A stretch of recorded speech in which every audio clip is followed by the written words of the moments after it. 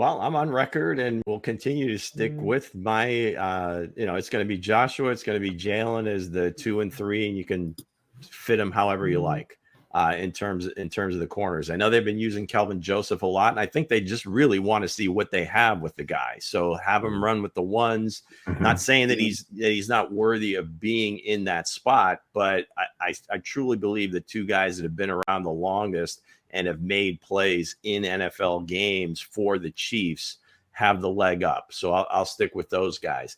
I'm not sure.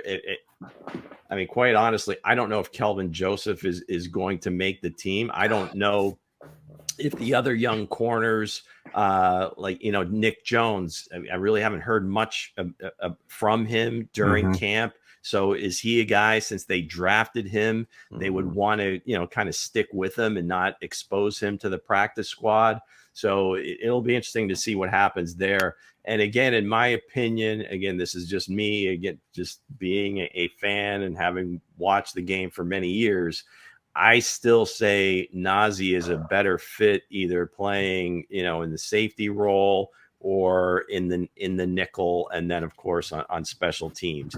And again, you can roll them in at outside corner, inside corner, whatever, at different times, because there's going to have different packages. Different guys they're not going to take every single snap.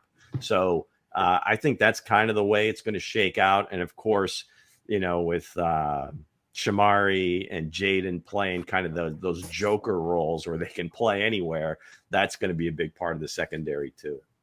Yeah, I mean, it's what it's what the other guys are going to do at this point. I mean, obviously they lost L'Jarius Sneed, who is having some issues in Tennessee. They've limited his workload and his practice. His knee is still not sound.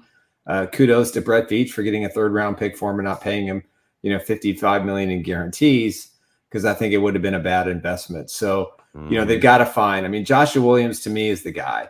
He has grown every season. He's made big plays in this defense. He has got so much talent. It was just a matter of putting it all together. And now, Dave Merritt trusts him. Steve Spagnuolo trusts him. Andy Reid trusts him.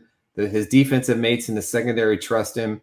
And I just think it's his job to win or lose at this point.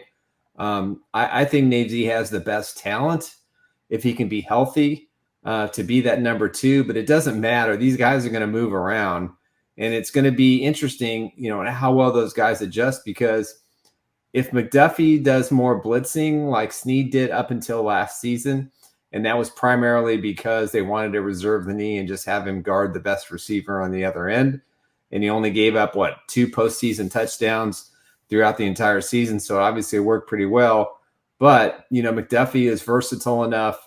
He's now entering his 3rd year. He's probably starting to think about, are the Chiefs going to pay me? I need to keep going. But, even in the first conversation he had with the media about a week ago, he just talked about how they want to build on what the defense did last year. They're not taking anything for granted. And so to me, he's the guy. Connor's the other one who I like a lot. I love his versatility. I love the fact that he can play anywhere in the secondary, and I think that bodes well for what the Chiefs are going to do, because they're going to have to be creative. They're going to have to bring pressure.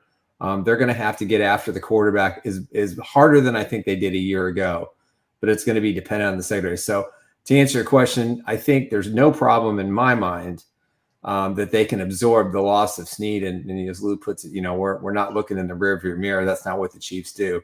Next man up, and they have 2 or 3 guys, if healthy, can be the next man up. So I actually think today, if these guys are healthy, this is a much better secondary than we had last season.